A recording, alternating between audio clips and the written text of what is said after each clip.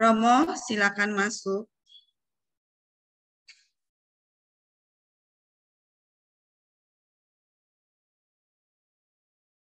Suaranya belum keluar, Romo. Di unmute, Romo.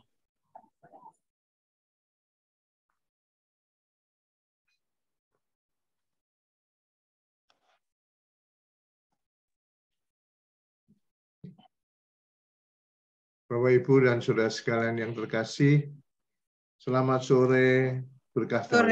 Selamat sore, berkah dalam, Romo. Saya akan membacakan Injil Markus bab 10 ayat 46 sampai dengan ayat 52.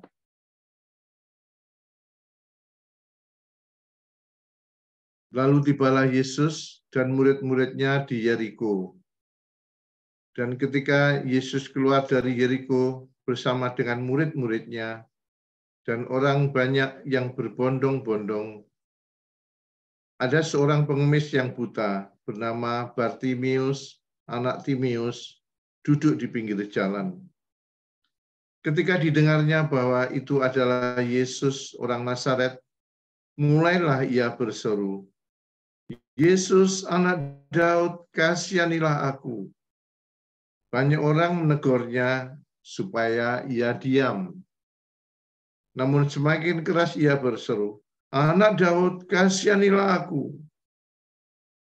Lalu Yesus berhenti dan berkata, "Panggillah dia." Mereka memanggil orang buta itu dan berkata kepadanya, "Kuatkan hatimu, berdirilah, ia memanggil engkau." Lalu ia menanggalkan jubahnya, ia segera berdiri dan pergi mendapatkan Yesus. Tanya Yesus kepadanya, "Apa yang kau kehendaki supaya aku perbuat bagimu?" Jawab orang buta itu, "Rabuni, supaya aku dapat melihat." Lalu kata Yesus kepadanya, "Pergilah, imanmu telah menyelamatkan engkau." Pada saat itu juga melihatlah ia, lalu ia mengikuti Yesus dalam perjalanannya. Demikianlah Injil Tuhan. Terpujilah Kristus. Terpujilah Kristus. Saudari-saudaraku yang terkasih, ada macam-macam jenis saksi dalam hidup kita ini. Pertama, bisa saksi hidup, artinya saksi yang masih hidup atas peristiwa tertentu. Ada saksi mata yang melihat langsung juga.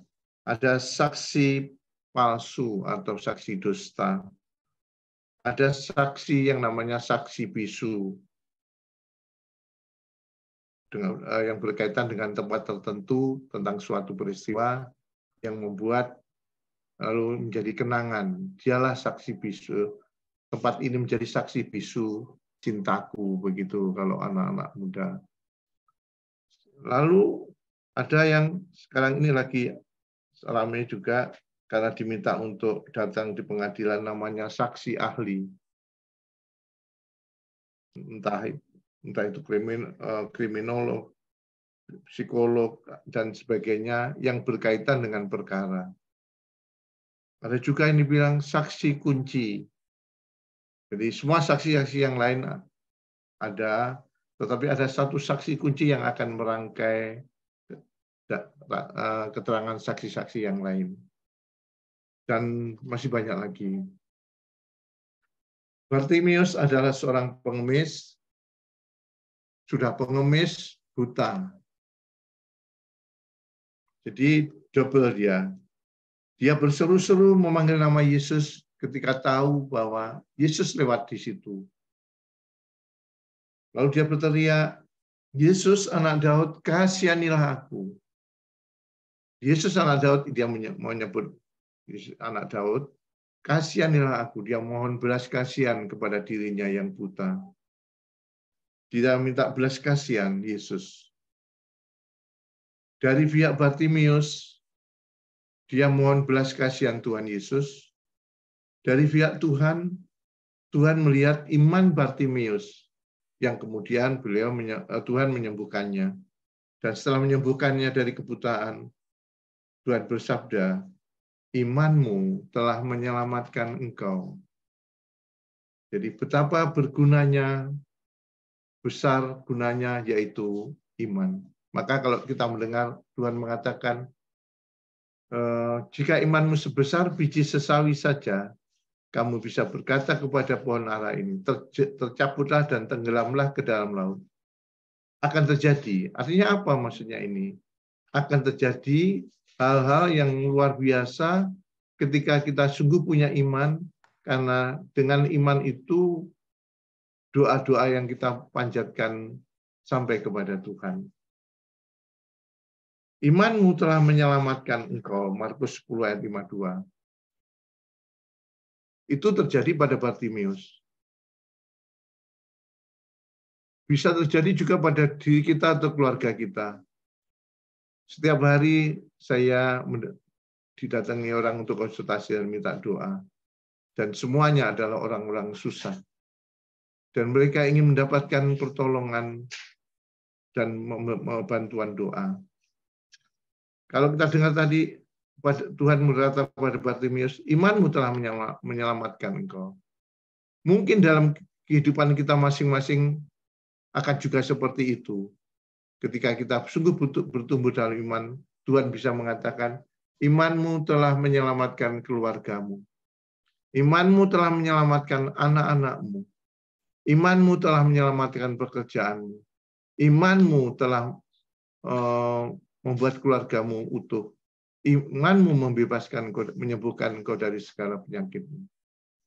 Jadi kalimat yang diungkapkan oleh Tuhan kepada Bartimius tadi, itu berlaku juga bagi kita. Dan sungguh, saya banyak mendengar dari kesaksian-kesaksian mereka yang datang minta tolong. Kemudian, betapa Tuhan itu sungguh luar biasa kasih-Nya. Bahwa Dia sungguh mengasihi kita, memberi belas kasihan kepada kita, dan menolong kita, menyelamatkan kita, dan diandaikan bahwa kita punya iman yang cukup untuk menerima anugerah-anugerah itu. Bapak, Ibu, dan saudara sekalian terkasih, di dalam Injil banyak kisah tentang kuasa kasih Tuhan. Banyak kerahiman Tuhan, banyak belas kasihan Tuhan, banyak. Sebagian tercatat tentang yang diungkap tentang Bartimius itu ya, salah satunya tentang Bartimius yang buta itu. Tetapi banyak orang yang telah mendapatkan keselamatan dan kemurahan hati Tuhan, belas kasihan Tuhan, namun tidak tercatat dalam kitab suci. Saya beri contoh. Ketika Tuhan Yesus memberi bersama muridnya membuat mujizat penggandaan roti untuk 5.000 orang. Hanya ditulis 5.000 orang atau 7.000 dalam nats yang lain. Dan itu kan satu kumpulan. Padahal kalau masing-masing orang ditanyai memberi kesaksian masing-masing, ada 5.000 kesaksian yang indah yang ada di dalam peristiwa keselamatan itu. Banyak dan semakin banyak dan tambah banyak karena Tuhan terus-menerus memberi kemurahan hati-Nya. Tuhan Yesus Kristus memberi belas kasihan atau kerahimannya kepada kita. Banyak. Mereka lah dan Anda dan saya yang mengalami belas kasih itu. Saya dan Anda adalah saksi-saksi itu. Hanya masalahnya apakah kita mau memberikan kesaksian itu dalam hidup kita, ataukah kita diam. Kita dan mereka adalah saksi-saksi atas belas kasih Tuhan Dan meskipun kita tidak tercatat di dalam kitab suci, tetapi kita tercatat sebagai anak-anak Tuhan yang mengalami belas kasih Tuhan dalam banyak contoh yang masing-masing berbeda, tapi sumbernya sama, yaitu Tuhan yang memberi belas kasihan pada kita dengan menjawab seruan-seruan kita. Bapak Ibu yang terkasih, kita semua ini yang sekarang masih hidup ini juga pastilah karena kerahiman Tuhan. Kerahiman Tuhan bukan hanya kecil. Kerahiman Tuhan itu begitu luasnya dan kita pun mendapatkan kerahiman itu. Kalau Anda diberi kesempatan untuk memberi kesaksian-kesaksian atas iman yang Anda miliki, atas hidup yang Anda jalani, pasti akan banyak kesaksian itu. Karena masing-masing kita punya banyak kesaksian, bukan cuma satu. Kita dipanggil dan dipilih menjadi pengikut Tuhan Yesus sebagai orang Kristen Katolik, dan dipilih oleh karena kerahiman Tuhan, belas kasih Tuhan kepada kita, maka sudah selayaknya Anda, saya menjadi saksi-saksi yang makin banyak menambah kesaksian tentang kebaikan Tuhan. Kalau kita mendengar begini, ada ungkapan peribahasa, diam itu emas. Di pelajaran bahasa Indonesia ada itu. Diam itu emas. Nanti dulu. Diam bisa berarti emas, kalau kita waktunya diam, kita diam. Waktunya harus berbicara, kita berbicara. Berani bicara. Tetapi kalau kita waktunya diam, kita omong, waktunya berbicara, kita diam, yaitu bukan emas, tapi besi rongsokan. Dalam istilah saya. Nah, Anda mengalami belas kasih Allah, mengalami belas kasihan Allah, belas kasihan Tuhan. Sudah selayaknya kita harus berani menjadi saksi, bukan saksi yang diam atau saksi bisu. Saya punya banyak kisah tentang kerahiman Tuhan yang saya catat dari mereka-mereka yang minta tolong untuk saya doakan dan konsultasi. 27 tahun terakhir ini, orang-orang yang minta tolong itu saya minta datanya. Nama, umur, alamat, masalahnya apa. Lalu bagaimana jalan keluarnya. Dalam catatan saya selama 27 tahun terakhir, jumlahnya sekitar 14.248 kasus. Dan dari pengalaman-pengalaman itu mendoakan mereka, mendengarkan mereka bicara, berkeluh kesah, mengungkapkan kesulitan-kesulitannya. Saya menjadi diperkaya oleh sharing-sharing mereka, ungkapan. Dan saya juga diperkaya ketika suatu kali mereka mengirim, memberitahu saya lewat telepon atau datang langsung dan menceritakan bagaimana mereka mendapatkan jawaban dari Tuhan. Selain saya punya sendiri. Dan banyak orang kalau datang itu kan begini, kalau datang untuk konsultasi. Begini, Romo, maaf merepotkan.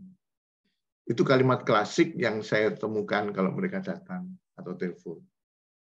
Lalu nanti setelah selesai, saya doa dan berkat, mereka pulang juga begitu. Maaf Romo merepotkan, telah merepotkan Romo. Lalu saya jawab, iya kalian memang merepotkan saya. Ya, tapi tidak apa-apa. Dan saya layani. Karena mereka sedang membutuhkan pertolongan. Minimal untuk didengarkan. Kedua, dibantu mencari solusi. Ketiga, mendoakan. Nah, jawaban saya yang, ya memang kalian merepotkan, tapi tidak apa-apa. Karena ini pertama sudah tugas saya.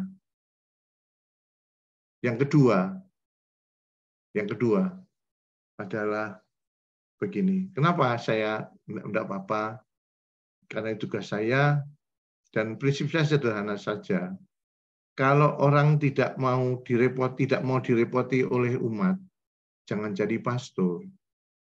Karena itu bagian dari tanggung jawab dan pelayanan. Kalau orang tidak mau direpoti oleh pasangan, ya jangan menikah. Karena orang kalau sudah menikah, masing-masing akan direpoti dan merepotkan. Yang ketiga, kalau orang tidak mau direpoti oleh anak, jangan punya anak. Jangan lalu anaknya jadikan sasaran, kamu merepoti aja. Loh, bagaimana dulu kesepakatannya? Kalau orang tidak mau direpoti oleh muridnya, jangan jadi guru. Kalau orang tidak mau direpoti oleh pasiennya, jangan jadi dokter. Kalau orang tidak mau direpoti oleh pasangannya, jangan menikah. Kalau tidak menikah terus jadi apa? Ikut anggota saya.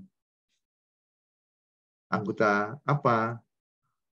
Anggota apa? Ya, tidak harus jadi romo, tapi ya ikut anggota saya. Namanya anggota kejora, Bu. Apa itu anggota kejora? Kelompok jomblo gembira. Saudara-saudara terkasih, saya dalam kehidupan saya sebagai imam, sebagai pribadi, membantu orang-orang lain, sangat-sangat memberikan kepada saya pengalaman akan Allah. Betapa Allah sungguh berbelas kasih. Saya punya anak asuh yang saya sekolahkan, yang saya ambil dari NTT, dari pelosok-pelosok, lalu saya bawa ke sini. Selama 8 tahun terakhir ini jumlahnya sekitar 200-an lebih. Saya titipkan di asrama-asrama suster, romo-romo, supaya mereka ada perbaikan gizi dan ada dapat didikan untuk disiplin dan tertib. Suatu kali salah satu dari anak itu baru beberapa bulan di Jawa, di asrama kelas 1 SMP, dia sakit. 7 hari di rumah sakit di Jember. Tidak ada perkembangan baik, saya bawa ke Malang, dan di Malang 2 minggu dengan 5 hari terakhir koma. Tiap hari saya berdoa, Tuhan berikan mukjizat untuk anak ini, sembuhkanlah dia, kasihanilah dia, karena dia mau meraih masa depan. Saya bawa ke tempat ini, tolong Tuhan berikan mukjizat untuk sembuh. Dan saya supaya tidak jauh-jauh kalau terjadi apa-apa, saya tidur di mobil di parkiran rumah sakit. Ternyata anak itu meninggal. Saya sangat sedih. Saya sangat sedih melihat anak yang baik, mungil, rajin, dan sakit harus meninggal. Karena apa? Karena sakit meningitis radang otak. Apa yang terjadi kemudian? Dan dari peristiwa itu saya tahu bahwa membawa jenazah dari naik pesawat itu mahal sekali. Dan biaya yang harus kami keluarkan untuk semuanya itu 95 juta. Saya berdoa, ya saya hanya punya uang 5 juta di ATM. Saya telepon adik-adik saya, tolong bisa bantu ini, aku pinjam dulu, nanti akan kucicil. Mereka tanya, ada untuk aus ya Mas, untuk ini. Tidak apa-apa Mas, pakai saja. Nanti kalau kurang saya kirim lagi. Saya itu sudah sedih dengan anak yang meninggal, ditambah juga sekaget karena biayanya banyak sekali. Lalu ya sudah, akhirnya yang penting anak ini bisa pulang sama. Selisih 3 hari kemudian, saya jujur, saya bukan benci Tuhan, tapi saya perhatian, saya sedih. Kenapa Tuhan tidak mengabulkan doa-doa saya agar ada mujizat kesembuhan untuk anak ini? 3 hari kemudian, saya ditelepon oleh suster kepala sekolahnya anak ini dari Jember. Romo Hudi, Romo ada nomor rekening. Untuk apa, suster? Ini loh, teman-temannya itu sangat kehilangan dia. Mereka kumpulkan uang dan juga orang tua mereka yang diceritani oleh anak-anaknya. Mereka juga mau membantu. Tolong kirim nomor rekeningnya. Terus saya tanya, berapa, suster? Dia bilang 105 juta. Saya langsung tuh, aduh Tuhan, Tuhan tidak memberikan mukjizat untuk kesembuhannya, tetapi Tuhan memberikan mukjizat untuk biayanya. Nah, apa yang kemudian 10 hari kemudian saya bertemu dengan seorang dokter spesialis. Lalu saya cerita tentang itu, tentang kesedihan saya. Lalu dokter itu mengatakan begini, Romo, saya beritahu Romo, saya ini dokter, ini bidang saya. Iya. Kenapa? Romo, anak yang kena meningitis itu biasanya banyak bertahan 2 minggu dan akan meninggal. Ini 3 minggu bertahan dengan komanya. Lalu bagaimana? Dan Romo saya beritahu, kalau toh anak ini sembuh, anak ini akan cacat seumur hidupnya. Dan pasti akan membebani orang tuanya yang sudah miskin. Tambah berat lagi. Saya langsung diam. Terus ketika saya segera pulang, saya masuk ke ruang doa saya doa sambil berlutut. Tuhan, ampuni saya. Engkau telah mengatur belas kasih-Mu dengan cara Tuhan, dengan tujuan yang Tuhan tahu. Bukan pikiran picik saya. Sambil bercucuran air mata, saya berdoa, Tuhan ampuni saya yang tidak mengerti kebaikan, tidak menangkap kebaikan. Nah, saudara-saudara terkasih, saya dari situ, dari kisah seperti itu, dan dari orang-orang lain yang konsultasi, saya merasa bahwa ya, hidup saya berguna. Kalau Tuhan yang Maha Rahim, yang punya belas kasihan yang luar biasa, kalau kita mendekatkan diri pada Sang Sumber belas kasihan, pasti kita akan menjadi juga punya belas kasihan pada orang lain. Dan itu sangat indah. Karena apa? Karena kita meniru dan melakukan apa yang Tuhan lakukan untuk kita. Tuhan sungguh berbelas kasih. Banyak kisah yang saya temukan, Bapak Ibu. Banyak kisah. Dan itu meneguhkan iman saya. Bahwa jangan takut, jangan khawatir. Karena apa? Karena Tuhan kita adalah Tuhan yang Maha Kasih. Maha berbelas kasih. Ketika kita berdosa, dan tiap hari kita berdosa, tapi malam hari kita berlutut untuk memohon ampun. Percayalah, kerahiman Tuhan sedang terjadi dan sudah terjadi dalam hati Anda, hidup Anda. Dan Anda tidur sebagai orang kudus. Dan besok pagi Anda bangun sebagai orang kudus. Bahwa kemudian siang jadi orang berdosa lagi, ya malam harinya kita mohonkan. Jangan sampai berhenti belas kasih Tuhan. Berhenti pada kita maksud saya. Tapi kita yang mendapatkan belas kasihan Tuhan dalam banyak hal, tolong, dan tolong. Bantulah orang-orang yang sungguh membutuhkan belas kasihan Tuhan melalui diri kita. Saya mau tanya pada Anda sekalian. Kalau pertanyaan saya begini. Ibu-ibu dan Bapak, pilih mana? Pilih mana Anda menolong orang sakit atau Anda yang ditolong karena sakit? Jawaban Anda, saya kira Anda memilih Menolong orang sakit. Yang kedua, pilih mana kita menolong orang miskin, berbelas kasih pada orang miskin, atau kita yang miskin? Berbelas kasih. Berbelas kasih. Dan banyak orang tahu, hampir semua orang tahu bahwa daripada menjadi miskin, lebih baik membantu berbelas kasih pada orang miskin. Mereka tahu, ibu-ibu tahu.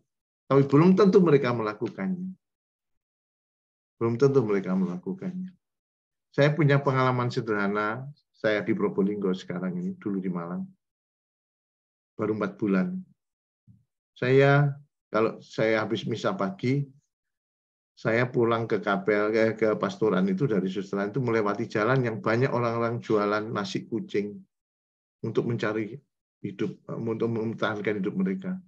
Nasi barokah, nasi apa namanya, macam-macam. Saya biasanya hari ini misalnya saya berhenti mampir ke orang yang jualan nasi kucing misalnya. Lalu saya beli 5, satu itu hanya 5.000. Saya beli 5, saya bawa, terus saya beli lagi 5, tapi saya bilang sama ibu-ibu itu yang jualan, bapak-bapak yang jualan, tolong berikan pada tukang becak yang lewat di sini atau orang yang kelihatan miskin. Aku percaya, aku serahkan duitnya, tapi tolong kasih sendiri. Orang nggak perlu tahu saya. Setelah berhari-hari begitu, berkali-kali begitu, apa yang terjadi? Rupanya mereka kemudian tahu dan ngomong-ngomong, itu Romo yang ngasih-ngasih. Itu orang-orang Madura di situ, teman-teman kita Muslim. Dan ketika saya berikan pada tukang becak 1 bungkus nasi jinggo atau nasi, yang terjadi adalah mereka menjadi sangat ramah. Saya lewat itu. Selamat pagi Romo, selamat pagi. Jadi pengemis-pengemis itu juga kalau ketemu saya senyum. Dan apa artinya 5.000 itu Bapak Ibu? 5.000 itu untuk satu orang miskin sudah sangat berarti, dan bahkan membuat mereka mengatakan terima kasih, makasih. Hanya untuk yang 5.000. Tetapi kalau tidak ada niat juga tidak akan pernah terjadi itu. Bapak Ibu dan saudara sekalian terkasih, saya masih ada satu cerita sebagai penutup. Bagaimana kita ditunjukkan oleh Tuhan untuk berbuat kasih pada orang. Tahun kemarin itu saya membawa 20 anak kurang lebih. Anak lulus SD, masuk SMP ikut saya bawa. Lalu apa yang terjadi? Nah, biasanya kami bawa dulu untuk kita latih, kita beri motivasi. 20 anak itu saya bagi 4, jadi 5 kelompok, satu kelompok 5. Duduk di tanah berjajar ke belakang, begitu terus. Intinya apa? Mereka saya beritahu bahwa kita latihan menghadapi badai kehidupan, menghadapi kesulitan, menghadapi tantangan. Lalu kalian harus setia bertahan dalam kelompok. Sudah siap? Siap. Pak, ada frater yang membawa selang air itu, disemprotkan pada mereka. Mereka tidak pergi, mereka duduk dengan teriak dan lulus satu kelompok. Kelompok yang kedua semprot juga, teriak wah. Lalu kelompok yang ketiga kita semprot, kelompok yang keempat yang terakhir itu yang paling belakang itu anaknya gundul. Anaknya gundul kecil, duduk paling belakang. Begitu semprot untuk ke arah dia mundur sambil duduk mundur, menjauh. Saya bilang, hai kembali ke tempat. Lalu kembali, semprot lagi. Sampai 3 kali dia menjauh. Lama-lama saya ini jengkel ya. Pastor boleh juga jengkel dong. Pastor kan juga manusia, seperti rocker juga manusia. Lalu saya datangi, dia duduk, terus menengadah gini. Kenapa sih kamu kok terus mundur-mundur menjauh-menjauh? Sampai 3 kali. Kamu tidak dengar ya kata Romo Hudi? Dengar Romo. Ya tapi kenapa kamu mundur menjauh? Itu kan ini dinamika kelompok supaya kalian bisa latihan bertahan dalam kelompok, setia dalam kelompok, dan bertahan dalam tantangan. Ngerti? Ngerti Romo. Iya tapi kenapa kamu terus menjauh? Nah, dia kan duduk di bawah, mendongak begini, saya berdiri di depannya. Kenapa? Maaf Romo. Iya saya maafkan, tapi kenapa? Lalu dia omong, Romo dengan suara serak. Romo, saya ke sini dari rumah hanya punya 2 baju. Yang satu saya rendam, yang satu saya pakai. Lah kalau ini nanti saya kena air, saya harus pakai baju apa? Langsung Ibu, saya duduk, saya berjongkok di depannya. Saya ajak dia berdiri, lalu saya peluk. Saya bilang, maafkan Romo tidak mengerti. Tapi terima kasih karena kamu jujur, Romo akan carikan jalan keluar untuk kekurangan baju. Terima kasih Romo. Terus saya rangkul begitu, saya ajak ke gudang, saya pun dapat sumbangan pakaian-pakaian bekas dari banyak orang. Saya bilang, masuk gudang ini, ambil baju 3 potong, 5 potong. Ya Romo, terserah kamu, silahkan pilih. Nggak lama kemudian dia keluar. Loh kok cepat? Iya Romo, sudah. Oh, sudah. Mana? Loh kok cuma 3? Kok cuma 3? Iya Romo. Enggak apa-apa, ambil lagi 2 lagi. Tidak Romo. Ambil lagi. Enggak Romo, 3. Mengapa? 3 saja sudah cukup Romo untuk saya. Yang lain biar teman lain supaya mereka kebagian. Saya itu tidak menghadap ke anaknya. Saya lalu pura-pura melihat ke atas karena air mata saya mau turun. Bahwa anak sekecil ini bisa punya belas kasih untuk berbagi kepada teman-temannya yang sama-sama miskin. Dan saya membawa mereka memang ke sini dan selalu saya timbang. Yang paling ringan dari 200 sekian anak yang selama 8 tahun saya ambil. Yang 2 tahun lalu. Anak kecil, anak perempuan, berat umurnya 13 tahun, berat badannya 18 kilo. Menurut saya, tapi justru ketika saya melihat hal seperti itulah, ini kesempatan Tuhan menghadapkan kepada saya, apakah kamu juga bisa bermurah hati, berbelas kasih kepada anak-anak ini. Dan itu nyata di depan kita. Ibu-ibu dan saudara sekalian yang terkasih, Anda dan saya adalah orang yang sama-sama mendapatkan berkat dari Tuhan. Orang yang sama-sama mendapatkan belas kasih Tuhan, kerahiman Tuhan. Mari kita tidak menutup peluang kemurahan hati Tuhan melalui kita kepada sesama kita, agar kita juga bertindak seperti yang Tuhan berikan. Dan tidak ada kebetulan. Tidak ada kebetulan. Kalau Anda di jalan ketemu orang pengemis atau pemulung, bukan kebetulan. Tidak ada kebetulan. Tuhan mempertemukan kita, lalu Tuhan pasti punya maksud. Lalu apakah yang bisa kita buat untuk mereka-mereka ini? Tidak usah jauh-jauh ke luar negeri untuk memberi sumbangan. Banyak orang-orang sekitar kita dicintai Tuhan sama seperti Tuhan mencintai kita. Hanya maukah kita dipakai Tuhan menjadi sarana kerahimannya? Tuhan Yesus memberkati. Romo, Terima tanya, kasih, Romo. Romo Hudi. Boleh tanya ya Romo. Romo. Boleh tanya ya Romo. Boleh. Romo, kalau misalkan kita sering lihat ya, pengemis-pengemis itu kan juga dikaryakan ya Romo ya, apalagi yang bawa anak kecil dan sebagainya itu ya. Nah, apa kalau kita ngasih gitu itu apa enggak membuat mereka semakin apa ya? Semakin comfort zone gitu loh Romo dengan ya, Ibu. ini Mungkin yang dilema kan Romo, kita ngasih tapi kita membuat mereka enggak bisa survive. Begini, Bu. Kalau saya begini berpikirnya. Mungkin mereka menipu. Mungkin. Ya. Mungkin mereka ada yang penipu, ada yang tidak jujur. Iya, saya sudah beberapa kali lah kena oleh penipu-penipu yang berpura-pura miskin. Ya. Tapi satu hal, saya tidak kehilangan berkat saya ketika saya memberi. Mereka mau pakai minum atau apa, itu urusan mereka. Tapi saya ikhlas.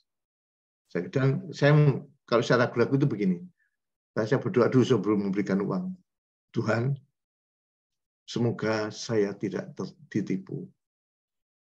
Dan semoga uang ini berguna untuk dia.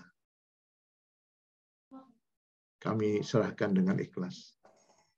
Ikhlas itu gimana sih, Bu? Ikhlas itu gambaran sederhananya bagi saya gini. Ibaratnya kalau maaf pakai contoh ini. Kita mau pipis, kita mau kencing. Apakah kita kalau mau kencing itu lalu separuh aja, udah nanti yang lain nanti begitu? Tidak kan? Ya. Kalau kita Tuntas. BAB atau kencing itu los, no? Dan selesai lega, sama dengan itu.